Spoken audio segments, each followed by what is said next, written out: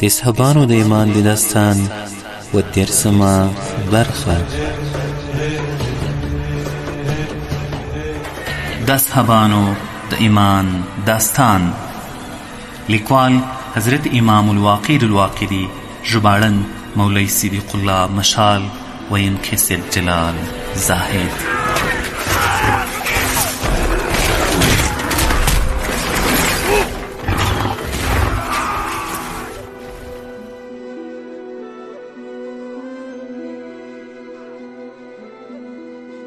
بسم الله الرحمن الرحیم. د اصحابانو د ایمان داستان د دیرسمې برخې محترم اوریدونکو، السلام علیکم ورحمت الله. په دې هیله چې روغ جوړ صحتمند او خوشحاله به یاست او د ژوند په ټولو چارو کې به کامیاب او بریالي یاستئ. ښه ګرانو او درنو اوریدونکو، موږ تېره شپږدېرسمه برخه دې ځای ته رسولې وه چې سپاره سرتیرو یو بل جنګ ته وهڅول. مات شوي جنګیالیانو چې کله د میرمنو تحریض واورېد، دوی هم بېرته راوګرځېدل. د عتبه لور هند پورته شوه، د مهاجرو میرمنې تر شا ولاړې وې او هغه شعر یې ووایو چې نوموړي د احد په ورځ کې ویلی و. او وروسته نوموړي د لښکر د ښي اړخ سپرو سرتیرو ته مخ ور واړاوه. هغوی یې د تېښتې په حالت کې ولیدل. پرې نارې یې کړې، ولې مو شکست خوړلی؟ له خدای څخه چېرته تښتئ؟ الله جل جلاله مو ویني. نوموړي خپل خاوند ابو سفیان ته وکتل. نوموړی د تېښتې په حال کې ولید. د ده اس یې په لرګي وواهه او ورته ویې ویل: ای سخر زویه، چېرته ځې؟ جنګ ته ورستون شه، خپل وس ټول صرف کړه تر څو دې هغه تور داغ له تاریخ څخه لرې شي چې د کفر په دوره کې دې د رسول الله پر ضد خلک جګړې ته هڅول. و دیرسمه برخه له همدې ځای شروع کوو. زبیر بن عوام وایي: ما چې کله د هندۍ خبرې واورېدې چې ابو سفیان ته یې وکړې، دا د احد هغه ورځ او صحنه مې رایاده شوه چې زه د رسول الله صلی الله علیه وسلم په وړاندې ولاړ وم. راوی وایي: ابو سفیان چې کله د هندۍ خبرې واورېدې، بېرته راستون شو او د ده له کبله نور خلک هم راوګرځېدل. ما ښځې ولیدې چې له دوی سره یو ځای یې برید وکړ. دوی په داسې حال کې تر نارینه‌وو مخته شوې چې د خیمو ستنې ورسره وې او د دښمن پر سپېرو ځواکونو یې برید وکړ. ما یوه میرمن ولیده چې د یو غټ رومي مخ ته ودرېده. هغه پر اس سپور و. دې لاسونه ورپورې خښ کړل، تر هغو پورې پسې ځړېده تر څو چې یې تر اس راغورځار کړ او ویې واژو او داسې یې ویل: دا د خدای د هغه نصرت نښه ده چې له مسلمانانو سره یې ژمنه کړې ده. زبیر بن عوام وایي: مسلمانانو پر دښمن ډېره پرېکنده حمله وکړه. د خدای جل جلاله رسول صلی الله علیه وسلم له رضا پرته بل هدف یې نه درلود. از دې هلک د ابو هریره په ملتیا د زړه بېدریغ قتل په رومیانو ویست، ځکه دوی تر هر چا اول برید پیل کړی و. سعید بن زید وایي: د مسلمانانو د لښکر په ښي اړخ کې جګړه ډېره ګرمه وه. مسلمانان به کله شاته تلل او کله به بیا بیرته د جګړې صحنې ته داخلېدل. یو ځل به مونږ صبر وکړ او بیا به مو حوصله ختمه شوه. نوموړی وایي: خالد بن ولید چې کله د لښکر ښي اړخ ته وکتل چې د لښکر تر زړه پورې شاته تللی و، نوموړي پر خپلو حاضرو ملګرو ورغږ کړ او ورسره ملګرو پر متجاوز دښمن برید وکړ. د ده ټول ملګري د 6,000 کسانو په شاوخوا کې وو او دښمن ته یې د سر دروند زیان ور واړاوه او آن چې دښمن یې د خپل لښکر له ښي اړخ او زړه له برخو پر شا کړ. خالد ته دوی مخ ته ودرېد او هغه جنګیالي یې وشړل چې د مسلمانانو صفونو ته راوړاندې شوي وو. راوی وایي: د خالد بن ولید پر وړاندې دښمن ماتې وخوړه. خالد چې خپلو سپرو سرښندویانو ته وکتل، هغه یې زړه نازړه ولیدل. پرې غږ یې کړ: ای د ایمان او اسلام خاوندانو او د قرآن کریم حاملانو، ما د رومیانو زور اوبه کړ او لوی چاک مې پکې پیدا کړ. د دوی دومره زور و کوم چې تاسو ولید. خدای جل جلاله د دوی زور تمام کړ. بیرته پرې راتاو شئ او سخت برید پرې وکړئ. زما دې په هغه ذات قسم وي چې د خالد روح د هغه په ولکه کې دی. زه دا امید لرم چې خدای جل جلاله به دوی ستاسو په لاسونو اسیران ګرځوي. مسلمانانو له هر لوري پر خالد غږ وکړ: موږ هم در سره مله یو. راوی وایي: خالد توره وڅنډوله او ده ورسره ملګرو یې پر دښمن برید وکړ. عبدالرحمن بن حمیدی الجمعي وایي: زه هم د هغو مجاهدینو په کتار کې وم چې د خالد په ملتیا یې پر غلیم برید کاوه. قسم په خدای جل جلاله موږ رومیان داسې وشړل لکه پسونه چې له زمري څخه په منډه وي. مسلمانان ورپسې ورغلل. د رومیانو د لښکر پر ښي اړخ یې برید وکړ او شاته یې وتمبول، لاکن هغه په زنځیرونو تړلي خلک له خپلو ځایو څخه بې ځایه نه شول. دوی د غشو وارونه کول او د قوم ساتندوی ځواک و. شعار. عبدالرحمن وایي په همدې ورځ په حمله کې خالد مخ ته او موږ ورپسې وو. زموږ شعار په دې جګړه کې یا محمد یا منصور امتک. خالد بریدونه کول، موږ ورپسې روانو چې دیرجان ته ورسېدو. نو موږ پر هغه ځای ولاړو چې ماهان ورته ټاکلی و. د جوهر صلیب او خپل ملګري ورسره وو. دوی د خپل قومندان د برید انتظار یوس تر څو د ده تر قومنده لاندې دوی هم وجنګېږي. کله چې د خالد بن ولید آسونه د ده ځای ته ورورسېدل، دیرجان ته خپلو مسؤلو قومندانانو ویل: ای ملکه، اوس هغه ګړۍ رانږدې شوې چې موږ ته د برید قومنده یا شاته د تللو امر وکړي، ځکه د عربو آسونه زموږ له آسونو سره ګډ شول. د خپلو ملګرو ته وویل: تاسو باید په دې پوه شئ چې زه بده ورځ نه خوښم او نه ورته حاضر یم. زه بادشاه دې ځای ته راولېږلم، زما خوښه نه وه. اوس زما سر په دې ټوټه کې تاو کړی تر څو د جګړې مخ ونه وینم. راوی وایي د ده سر یې په یوه ورېښمینه ټوټه کې تاو کړ. عسکرو جنګ وکړ او په اخر کې رومیانو ماتې وخوړه. مسلمانان دیرجان ته ورورسېدل. د سر په ټوټه کې تاو کړی و. ضرار بن ازور برید ورباندې وکړ او ویې واژه. امام واقدي وایي په دې ورځ تر ټولو په زړه پورې زیری مسلمانانو ته دا و چې قناطر او جرجیر سره اخته او په جنګ شول. هغه داسې چې جرجیر د رومي لښکر په ښي اړخ کې د رومیانو امیر او قناطر په کیڼ اړخ کې موظف شوی او د جرجیر تر قومندې لاندې و. جرجیر و قناطر ته وویل: ولې ولاړې؟ په عربو برید وکړه. قناطر ورته وویل: ته ماته د جګړې قومنده راکوې، په خپله ولې برید نه کوې؟ جرجیر وویل: ولې به امر نه درته کوم، زه پر تا امیر ټاکل شوی یم. قناطر وویل: دروغ وایې، ته امیر د خپل ګروپ او زه بیا پر تا امیر ټاکل شوی یم، ته زما مامور یې. د دوی دواړو ترمنځ اختلاف پیښ شو. جرجیر ته غصه ورغله، پر مسلمانانو یې حمله وکړه. د ده حمله پر کنانه، قیس، خصم، قضاعه، عمیله او غسان قبیلو پر جنګیالیو وه. دوی د اسلامي لښکر د زړه او چپ وزر ترمنځ موظف شوي وو.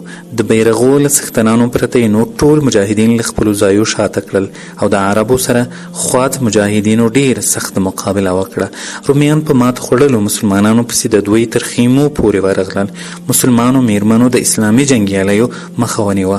د دوی آسونه یې په لرګیو ووهل، دوی یې په ډبرو وویشتل او پرې نارې یې کړې: ای د اسلام خاوندانو، چیرته تښتئ؟ خپلې میندې، خویندې، لوڼې او زامن چاته پرېږدئ؟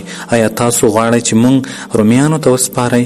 منهال الدوسي وایي تر رومیانو پر موږ خپلې میرمنې ډېر تشدد کوونکې وې. مسلمانان له ماتې راوګرځېدل او یو پر بل یې غږ وکړ: وتواصوا بالحق وتواصوا بالصبر. عصر 3 آیات.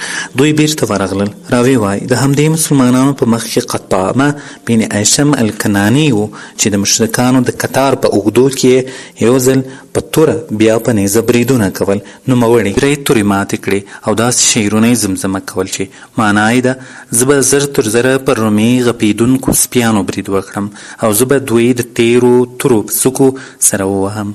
زه به هغه نبي په دې کارنامه سره راضي کړم چې هغه زموږ غوره امیدګاه او د هدایت او لارښودنې نبي او د دین خیر خوا ده. امام واقدي وایي وروسته یې 2 تورې نورې ماتې کړې. هر ځل به یې توره یا نیزه مات شوه، ویل به یې: څوک به ماته توره او نیزه راکړي، د هغه اجر به خدای جل جلاله ده.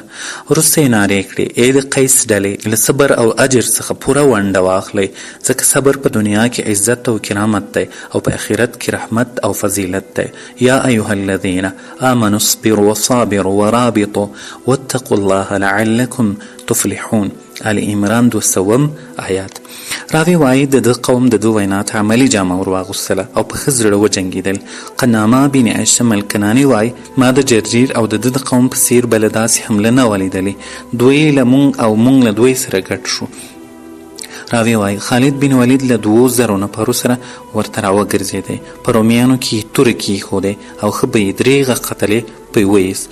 د دوی د ډېروالي له کبره مرګ پکې نه معلومېدی. خالد بیرته خپلو ملګرو ته راوګرځېد. خلک یې ولیدل چې ویلی خدای جل جلاله دې قنامه بن هشام ته خیر ورکړي. ډېر ښه مېړانه یې ښکاره کړه. خالد هم د ده شکریه ادا کړه. راوی وایي د حارث لور زرعه له غونډۍ څخه راکوزه شوه او د خالد په وړاندې ودرېده. ویې ویل: ای د ولید زویه، ته له غوره عربو څخه ګڼل کیږي او خلک د امیر په وړه چلیږي. که دې ثابت قدم وي قوم هم ثابت قدم وي او که امیر وتښتیږي خلک هم ورسره تښتي. خالد ورته وویل زه له تښتېدونکو څخه نه وم بلکې زه له رومیانو سره په سخته جګړه بوخت وم. نوموړي وویل دغه چارې خدای مخ تور کړ چې امیر یې ثابت قدمه او دوی د تېښتې په درشل وي او ورڅخه تښتي. ایمان واقعي وایي ماهان علیه اللعنه چې کله د خپل لښکر ښي اړخ ته وکتل چې غوڅه ماته پرېږده شوې ده چې غوڅه ماته پرېږده ده دوی ته یې خلک راولېږل او جنګ ته یې وهڅول. په دې وخت کې یو غټ رومي عسکر پر داسې حال کې له خپلو صفونو راووتی چې ښه په وسله سمبالو پر ښه پیاوړی اس سپور او داسې برېښېدی لکه د غره ټوټه. د صفونو په منځ کې وګرځېد او د مبارزې غوښتنه یې وکړه. یو ازدي هلک ورووتی له ورتلو سره سم رومي عسکر ازدي هلک شهید کړ او د بل مبارز غوښتنه یې وکړه. معاذ بن جبل وغوښتل چې ورووځي خو ابو عبیده ورته ویل ای معاذ زه له تا څخه د رسول الله صلی الله علیه وسلم په نامه غوښتنه کوم چې پر خپل ځای ودرېږه له خپل بیرغ سره ثابت پاتې شه تر دې چې ته د رومي مقابلې ته وروځې. زه دا ډېره غوره بولم چې خپل بیرغ خوندي کړې. معاذ له خپل بیرغ سره ودرېد او نارې یې کړې ای مسلمانانو څوک اس غواړي چې د خدای جل جلاله په لار کې جهاد پرې وکړي؟ دا زما اس او وسله د هغه په خدمت کې ده. د ده زوی عبدالرحمن ورته راغی او ویل پلاره هغه کس زه یم. نوموړي ډېر خام هلک و. راوی وایي نوموړي د خپل پلار وسله ور واخیستله او پر اس سپور شو او ویل ای پلاره زه د همدې رومي مقابلې ته ورځم. که مې مقاومت وکړ خو د خدای جل جلاله احسان ده او که شهید شم نو د خدای جل جلاله په امان. که رسول الله ته یو پیغام لري راته ویلی شي. معاذ رضی الله ورته وویل زما له لورې سلام ورته وایه او ورته ووایه چې د امت له لورې دی لوی خدای جل جلاله تا ته نیک بدله درکړي. وروسته یې زوی ته وویل ای زویه ورځه خدای دې د هغه څه توفیق درکړي چې ته پرې راضي کیږي. عبدالرحمن بن معاذ د رومي مقابلې ته د اور د لمبې په څېر ووتلی. پر رومي برید وکړ په توره یې وواهه. رومي ورڅخه شاته شو او بیرته ورته راوړاندې شو. پر سر یې وواهه لنګوټه یې ور پرې کړه. سر یې شدید زخمي شو وینې پرې رامات شوې. رومي چې کله د ده وینې ولیدې دا یې باور شو چې قتل شو. شاته ورڅخه ولاړ او انتظار یې وست چې څرنګه له اس څخه راپرېوځي. عبدالرحمن چې کله د رومي شاتګ ولید د اس جلبې راتاو کړ او د مسلمانانو لوري ته راوګرځېد. معاذ بن جبل ورته وویل زوی څه در باندې وشول؟ ده ورته وویل زه رومي ووژلم. معاذ ورته وویل زوی له دنیا څه غواړې؟ وروسته یې زخم ورته پټی کړ. راوی وایي د دوهم ځل بیا پر رومي د برید هڅه وکړه خو د قبیلې خلکو راستون کړ. ابو عبیده وویل دې ته په څوک وروځي؟ امیر بن طفیل ورووتی. نوموړي د یمامه د پیښې په ورځ له خالد بن ولید سره موجود و او د بیرغ مسؤل و. هلته یې یو خوب هم لیدلی و داسې چې یوه ښځه له ده سره مخامخ شي ده ته خپل فرج خلاص کړي او دی ور داخل شي. د ده زوی هم ورته وګوري په منډه ورته راوړاندې شي غواړي چې ور داخل شي. په دې وخت کې له خوب څخه راویښ شو او دا قصه یې مسلمانانو ته وکړه. هېڅوک یې په تاویل نه پوهېدل. امیر بن طفیل پخپله وویل زه د دې په تفسیر پوهېږم. دوی ورته وویل ای ابن طفیله څه ترجمه یې ده؟ ده وویل زر ده چې زه به شهید شم ځکه دا ښځه چې زه یې په خپل فرش کې ننایستم دا ځمکه ده او زوی مې زر ده چې زخمي به شي او په ما پسې به ملحق شي. خو نوموړي د یمامه د پیښې پر مهال سخت جګړه وکړه خو روغ رمټ پاتې شو او هېڅ کړاو ورته ونه رسېد. چې کله د یرموک د پیښې وخت راورسېد او د رومي مقابلې ته ورغی له رومي پهلوان سره یې سیالۍ پیل کړه. له نوموړي سره یوه نیزه وه چې په ډېرو پیښو کې ورسره پاتې شوې وه. هغه له ګزار کولو وروسته ماته شوه. توره یې راوایستله. رومي یې پر سټ واهه او کلمې یې سره ورګډې کړې. رومي تر آس وزړېدی. امیر بن طفیل په منډه ورغی آس یې ونیو د مسلمانانو صفونو ته یې ورساوه او خپل زوی ته یې ور تسلیم کړ. نوموړي بیرته د رومیانو لښکر ته راوګرځېد. د دښمن د لښکر پر ښي بیا پر کیڼ لور او بیا یې پر زړه برید وکړ. وروسته د نصراني عربانو لور ته ورغی. یو کس یې ورڅخه وواژه او ورپسې یې د مبارز غوښتنه وکړه. د ده سیالۍ ته پخپله جبلا بنای هم په داسې حال کې راووتی چې وریښمینه زغره چې په زرو جوړه شوې وه اغوستې وه او تر لاندې یوه بله زغره وه چې د تبابعه جوړه وه. پر سر یې خولو لکه لمر داسې برېښېدی. د عدیانو د نسل آس ترې لاندې و. جبلا بنای هم چې کله د امیر سیالۍ ته راووتی ورته ویل ته د چا له نسره یې؟ ده ورته وویل زه د دوس له قبیلې څخه یم. جبله ورته وویل ته مې قریب یې، بیرته خپل قوم ته ولاړ شه، ځان دې رانه وساته او زما د وژلو ته مه کوه. امیر ورته ویل ما خو د خپل ځان او قبیلې په اړه معلومات درکړل، ته له کومه عربو یې؟ ده ورته وویل زه د غسان له قبیلې او د دوی سردار یم، جبله بن ایهم الغساني یم. تا چې کله زموږ یو داس پهلوان چې په دلاورۍ کې د ماهان او جرجیر سیال بلل کېده وواژه، ما درته کتل، د دې دپاره درته راووتلم چې ته مې د ځان سیال وګڼلی او زر ده چې تا ووژنم او په دې توګه به پر ماهان او هرقل ځان ګران کړم. امیر ورته ویل تا چې د خپل ځان او قوم شدت او زور بیان کړ، خدای جل جلاله پر تاسو ډیر زورور او د قوت خاوند او د جبابیرو هلاکونکی دی. دا چې ته زما په قتل د ځان په څیر د یو مخلوق په وړاندې د ځان درنښت او قدر غواړې، زه غواړم چې ستا په وژلو ځان د رب العالمین په وړاندې دروند کړم. امیر بن طفیل پر جبله برید وکړ، دوی حملې سره وکړې خو د جبله وار پر هدف ولګېد او د امیر هغه خطا شو، د نوموړي سر یې ور 2 ځایه کړ او امیر شهید شو. جبله د پر مشهد راوګرځېد او ورته ودرېد، په خپل ځان او عمل یې لویي وکړه او د بل مبارز غوښتنه یې وکړه. د شهید زوی جندب بن امیر بن طفیل ورووتی، له نوموړي سره د خپل پلار بیرغ و او امیر ابو عبیده ته راغی او ورته ویل زما پلار شهید شو، زه غواړم چې بدله یې واخلم یا ځان شهید کړم، د دوس په قبیله کې چې د خوښ وي هغه ته دا بیرغ ورکړم. ابو عبیده بیرغ راواخیست او یو بل دوسي ته یې ورکړ، هغه پورته کړ. جندب د جبله بن ایهم مقابلې ته وروتلی، شعرونه یې زمزمه کول چې داسې معنا یې درلوده زه به تل تر تله خپل ځان قربانوم ځکه چې زه له کریم خدای جل جلاله څخه د بخښنې تمنا لرم.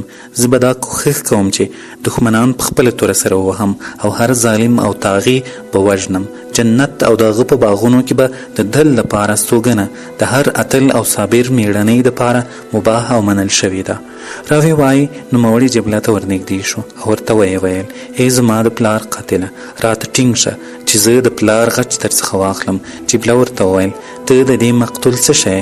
ده ورته ویل زه یې زوی یم. جبله ورته وویل تاسو دې ته څه شی هڅولی یاست چې خپل ځانونه او اولادونه په بل وژنئ او بېګناه خلک مړه کوئ؟ ده ورته ویل د خدای جل جلاله په لار کې ځان شهید کول د خدای جل جلاله ډیر خوښ ده او په دې سره سړی لوړې مرتبې ته رسیږي. جبله ورته وویل زه نه غواړم چې تا وژنم. جندب ورته وویل زه به څرنګه بیرته شاته ځم؟ زه د پلار په وژل کېدو ځورېدلی یم، تر هغو به ولاړ نه شم چې څو مې یا بدله نه وي اخیستې او یا د ده په سرنوشت نه یم اخته شوی. له دې سره یې پر جبله حمله وکړه، دواړو مقابله سره پیل کړه، ټولې سترګې د دوی لور ته اوښتې وې. جبله چې کله دا هلک او د ده دلاورۍ ته وکتل په دې پوه شو چې سخت او جنګیالی شخص ده، د خپل ځان د ساتنې هڅه یې وکړه. غسانیانو خپل سردار ته وکتل، جندم چې ولید چې د دوی د سردار سیال له یو پر بل یې غږ سره وکړ او ویې ویل دا ستاسو د سردار سیالۍ ته راوتلی هلک یو تکړه ځوان دی، که یې همداسې پرېږدئ ورباندې بریمن کیږي. درځئ مرستې ته یې ورشو. غسانیانو د برید تابعه ونیوه چې د ده مرسته وکړي. مسلمانانو چې کله د جندب بریالیتوب او شجاعت ولید چې پر خپل حریب بر و ډېر پرې خوشحاله شول.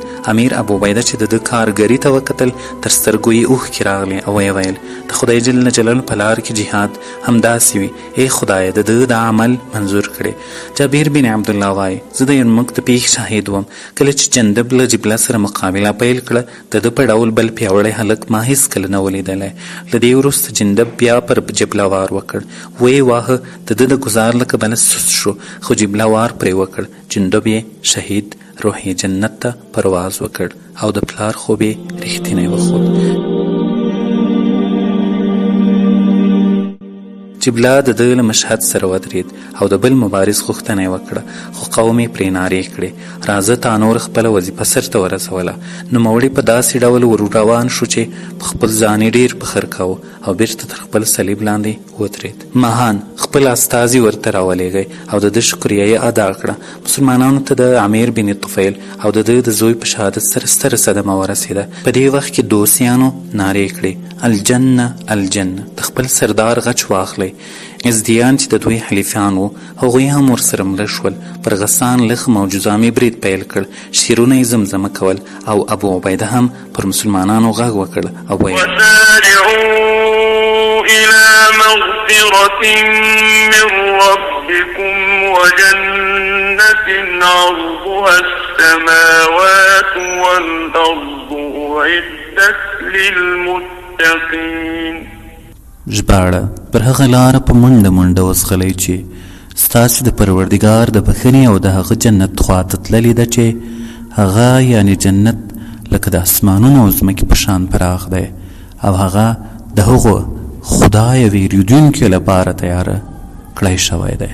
د حور العین ګټلو ته ور وړاندې شئ. د خدای په نیز تر دې بله ستره غذا نشته او په دې باید پوه شئ چې صابرین تر هغه خلکو ډېر غوره دي چې د دوی ځای ته نه وي حاضر شوي. ازدیانو چې کله دا وینا واورېده له خپلو ورونو دوسیانو سره یو ځای حمله او د دې شعار په همدې ورځ الجنه الجنه و. امام واقدي وایي ما ته موسی بن محمد له عطا بن مراد څخه حدیث بیان کړ او ویل ما له ډېرو خلکو څخه پوښتنه وکړه چې د یرموک د غزا په ورځ د مسلمانانو شعار څه و.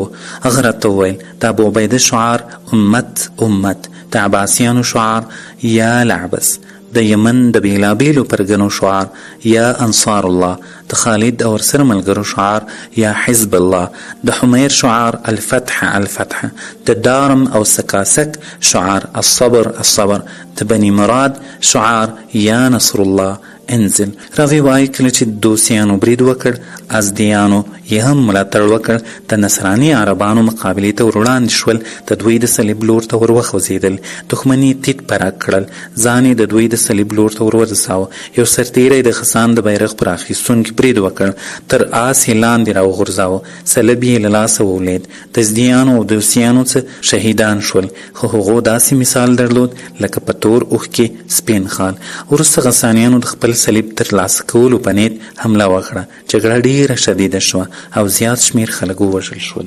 امام واقدي وایي ما ته هشام بن عماره له ابي جریر، هغه له نافع، هغه له جبیر بن حوریس، هغه له عبدالله بن عدي څخه حدیث بیان کړ او ویل زه د یرموک په پیښه کې برخه والم. مسلمانان 25 زره کسانو. حویرس ته په دې خبره سره غصه ورغله او ویل هغه چا چې دا نقل درته کړی دروغ یې ویلې. د یرموک د غزا په ورځ مسلمانان 40 زره کسانو. زه دا خبره تاته د هغه راویانو له خولې کوم چې ډېر پرې باوري یم. امام واقدي وایي دا ډېر ثابت روایت دی ځکه د اجندین د پیښې پر مهال د مسلمانانو شمېر 32 زره و او له هغه وروسته څه نوي امداد یا مرستندویان هم ورته راغلي وو. امام واقدي وایي ما ته ابن ابي نمره له عبدالحمید بن سهل هغه له خپل نیکه څخه حدیث بیان کړ او ویل کله چې ازدیانو او دوسیانو په ګډه پر رومیانو برید وکړ او مشرکانو ته ډېر زیان ور واړاوه، مشرکانو ځوابي برید پرې وکړ. مسلمانان یې شاته وتمبول. د دوی د بیرغ څښتن عیاض بن غنم العشاري و، هغه بیرغ په لاس کې و او وتښتېد. خلکو پرې نارې کړې. د خلکو ثبات په بیرغو پورې وي. عمر بن عاص او خالد بن ولید دواړو منډه کړه چې بیرغ ورڅخه واخلي، خو عمر ور وړاندې شو، ورڅخه وایخیست او تر هغو وجنګېد چې رومیان مات او مسلمانان بریمن شول. د جګړې درېیمه ورځ ډېره ستړې ورځ وه. 3 ځلې د مسلمانانو سپاره ځواک ماتې وخوړه، خو بیرته به ښځو په کاڼو لرګو وویشتل، بچیان به یې ورښکاره کړل او بیرته به یې راستانه کړل. د شپې تر تیارې پورې جګړه روانه وه چې کله تیاره شوه رومیان خپلو قرارګاهو ته په داسې وخت کې ستانه شول چې د سر دروند زیان یې ګاللی و. د مسلمانانو شهیدان لږ خو په غشو زخمیان یې یوه اندازه درلودل. شپه چې راخوره شوه هره ډله خپلو کمپونو ته ستنه شوه او د خپلې وسلې پر وړاندې شپه سبا کړه. راوی وایي مسلمانانو تر هر څه وړاندې د لمانځه غم وخوړ. وروسته یې د زخمیانو ټپونه پټې کړل. امیر ابو عبیده چې کله لمونځ وکړ ویل ای مسلمانانو، امتحان چې کله سخت شي نو بیا د خلاصون انتظار باسي، ځکه نصرت همدا وخت راتلونکی وي. خپل اورونه بل کړئ، پیرا وکړئ او د خدای ذکر جاري وساتئ. د اصحابانو ایمان داستان د 13مې برخې محترمو اوریدونکو دا و د موږ نننۍ برخه تر بیا ښې چارې په الله مسپارم. السلام علیکم ورحمة الله وبرکاته.